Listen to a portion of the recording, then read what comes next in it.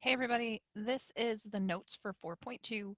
So first, in the first section of this chapter, we solved a system of equations by graphing.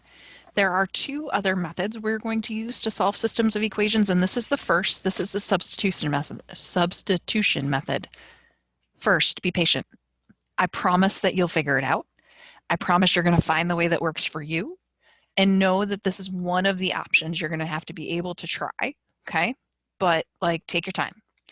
So when we use the substitution method, these are the steps. We're going to isolate one of the variables from one of the equation. It just means get x or y alone, whatever's easier, really. You get to choose.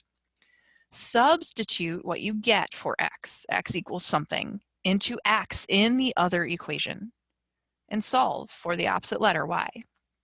Then you're going to take that answer and substitute it back into the original equation and check.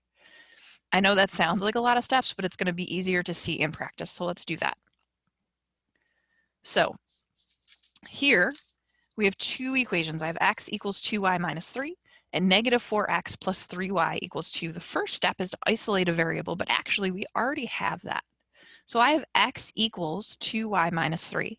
So what I'm going to do is I'm going to take what x actually equals and put that in where I see x. So I'm going to have negative 4 times, that parenthesis didn't work real well. Sorry, my slides are like hanging up a little bit here.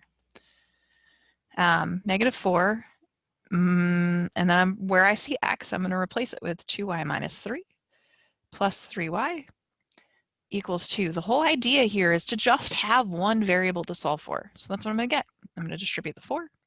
I get negative 8x plus 12. Oh, it's a y. It's not an x. Plus 3y equals 2. I'm going to subtract 12 from both sides. So I'm going to get negative 5y, because I combine the 8y, negative 8y and the 3y, equals 10. Negative 10 divided by negative 5. Y equals 2. All right, great. I know y. And so now what I get to do is take that value and put it back in one of the equations for y. The trick to this, you always go back to the original equations from the problem. You never go to one you messed with. Okay, so this ensures that you get the right thing for the second step. So I'm going to look at either equation. I'm going to pick the easier one because I like to make life easy. So I'm going to take, I want the red pen. So I have x equals 2y minus 3. I'm going to put the 2 in for y. So I have 2 times 2 is 4. 4 minus 3 is 1. So x is 1. And then the ordered pair here is 1, 2. And then what I can do is I can go back just like I did before and make sure and check to see if that solution actually works. Go check. Okay, let's try another one. You try this one. It's going to take a second because everything's moving slow on my computer. Look at what you see. What do you have isolated? Right? We have the y isolated. So I'm going to use that to replace. So I'm going to have 2x plus 3 times x plus 1, because that's what y equals negative 2. Distribute. So I get 2x plus 3x plus 3 equals negative 2. On this side, I get 5x. I'm going to subtract 3 from both sides. So on the other side, I get negative 5. Divide by 5. I get x equals negative 1. Okay? Then I'm going to put that negative 1 in to my original equation. Whichever one is easier, honestly, is what I do. So I get y equals, I'm going to put negative 1 in for x, negative 1 plus 1, and that's 0. So y equals 0. So my ordered pair is negative 1 comma 0, and I can go check and see if that works. I know it works in the second equation, but it would be useful to check the first, right? All right, let's try another one. So in this case, I don't actually have the variable isolated, so I need to do that myself. And what I'm going to do is I'm going to look at the equations and see which one is simpler. Like, the less work I have to do to isolate, the better. It doesn't matter what I isolate. So I'm going to take this one, this x plus y equals 4, and I am going to solve it for x. Doesn't really matter, though. I'm going to subtract y to both sides, and I'm going to get x equals 4 minus y. And then this is what I'm going to put in for x. So I'm going to put 5, 4 minus x Well, it's a y. Holy moly. My x's and my y's are getting confusing today. 4 minus y plus 3y equals negative 12. Distribute the 5. So I get negative 20 plus 5y plus 3y equals negative 12. I'm going to add 20 to both sides. So that gets me 8y equals negative 12, and 20 is 8. Divide by 8, y equals 1. Okay, y equals 1. So then what I'm going to do is go take that and substitute it into the easier equation, but the original. I am not going to use the one I made. Okay, I'm going to go back to the original problem. So then I see x plus 1 equals 4. Subtract the 1. X equals 3. So then the solution set here is 3, 1. You can go check though, and you should. All right, you try this one. I'm not going to go through it because this is practice you are going to do, but I will tell you that the answer is 0, 3.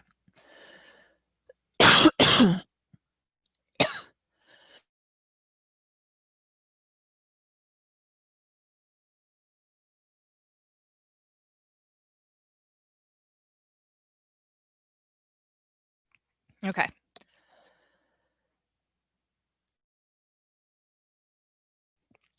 So this is the same process. It's just a little more complicated here. I'm going to isolate a variable, and then I'm going to do exactly what I've been doing. So I look at the simpler equation. I think in this case, it's going to be this second one. So I'm going to pull that over here. I get 2x minus y equals negative 6. I'm going to move the 2x over. So I'm going to get negative y equals negative 2x minus 6. And then I'm going to divide everything by negative 1.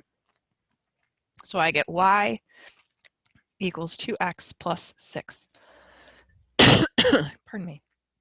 Now I'm just going to replace that where I need it to go. So I'm going to put this y equals 2x plus 6 in right here. So I get 2x minus 2x plus, actually that's a bad habit, right? I probably shouldn't do that. Silly Mrs. Torpy. I don't really want to put it into the equation I transformed. That doesn't make any sense. I'm going to use the other equation. Okay, so I'm solving for y. So I have 3x plus 5 times 2x plus 6 equals 17. Okay, and then I do the work that I have to do. 3x plus 10x plus 30 equals 17. I'm going to move the 30 over. And so I get 13x equals negative 13. X equals negative 1. So I know it's negative 1. I'm going to go then replace that negative 1 into one of the original equations. So now I can go back to the one I used before. 2 times negative 1 minus y equals negative 6. So that is negative 2 minus y equals negative 6. Add 2 to both sides. Negative y equals negative 4, so that when I divide both by 1, I get y equals positive 4. So my answer here is negative 1, 4. All right, you're going to try the next one. Let me put it on the screen. All right, so for this one, same process, do the same thing. The answer here is 3, 2. You try it, okay? If you get stuck, come on into the discussion. You know what to do. Let's try another one. All right, for this one, we can substitute straight away because something's already isolated. I know it has a fraction in it. I promise you won't die. So I have 2x plus 3 times negative 2/3 x plus 4 equals 6. All right, so I have to distribute 3. 2x, the 3's cancel there, plus negative 2x plus 12 equals 6. Okay. Let's see, 2x minus 2x is none. Those guys get away. And 12 equals 6, and that can't be right. So when you get to a point where like 12 equals 6, that tells you that this is an inconsistent system. Okay, this tells you that these are two parallel lines. And if I transformed this first equation into y equals mx plus b, we'd see that they have the same slope. So in this case, because there's two parallel lines, there's no solution. But you have to be able to recognize what's happening here and that that is what that means. These are inconsistent. All right, let's try another one. Pardon me. I have a scratchy throat today. So you try this one, transform it, see what happens. Or sorry, do the substitution. All right, you're going to find also that this one has no solution. Two parallel lines.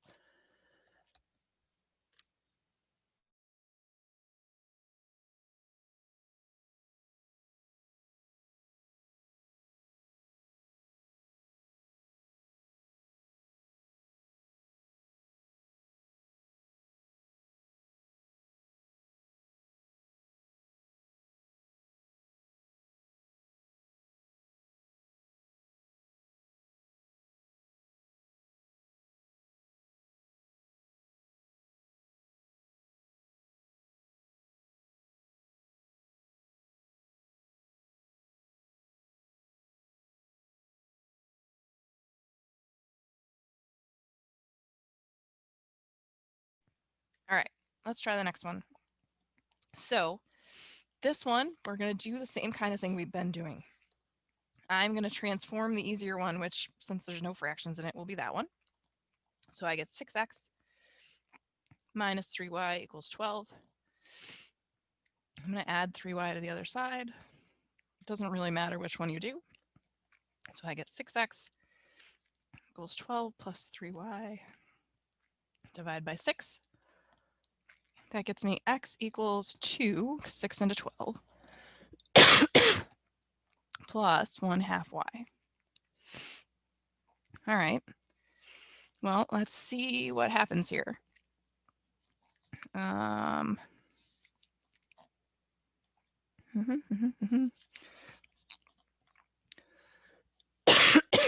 right.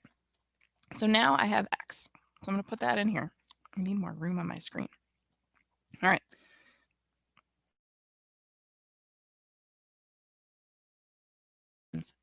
All right. So I'm going to put that in for x. So I have 1/2 times 2 plus half y minus 1/4 y equals 1. All right, so I'm going to distribute the half. Half times 2 is just 1. Minus half times half is 1/4.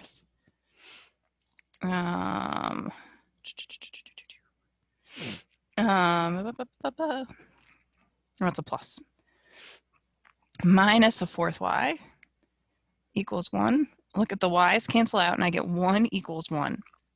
What that says is that all solutions are true because this is absolutely true all of the time. That's absolutely right, right? 1 always equals 1. So what this means is that this is a dependent system. It means they're the same line. So if I transformed these two lines into the same format, they'd be the same line. They have the same slope. They have the same y-intercept. So the solution is all points on the line. All of them are solutions. It's at infinitely many points.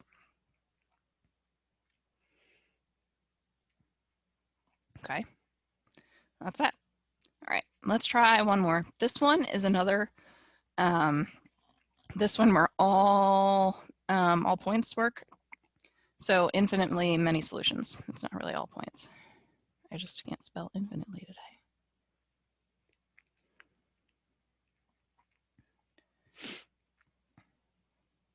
Okay, 2 more quick things.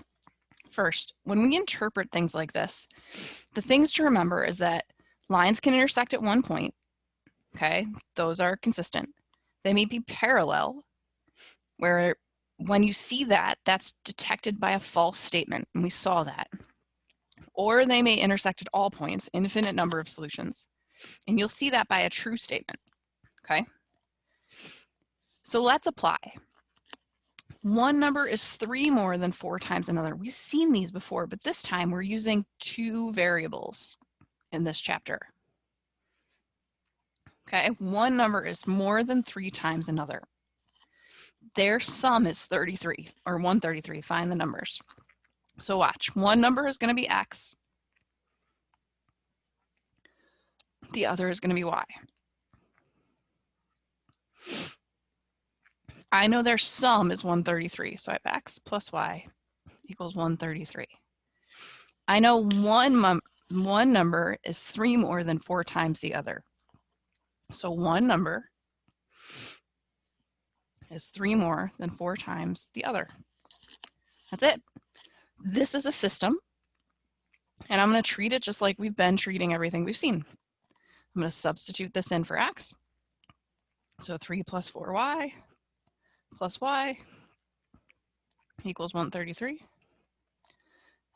3 plus 5y equals 133. Minus 3.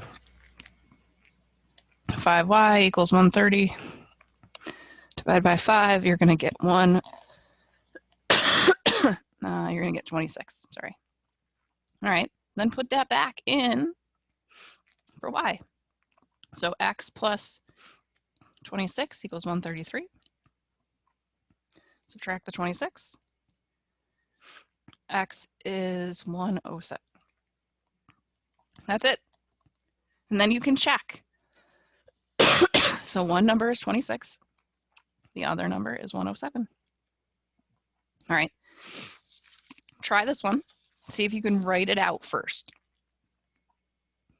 Give it a try. All right, one more number is 16 more than the other.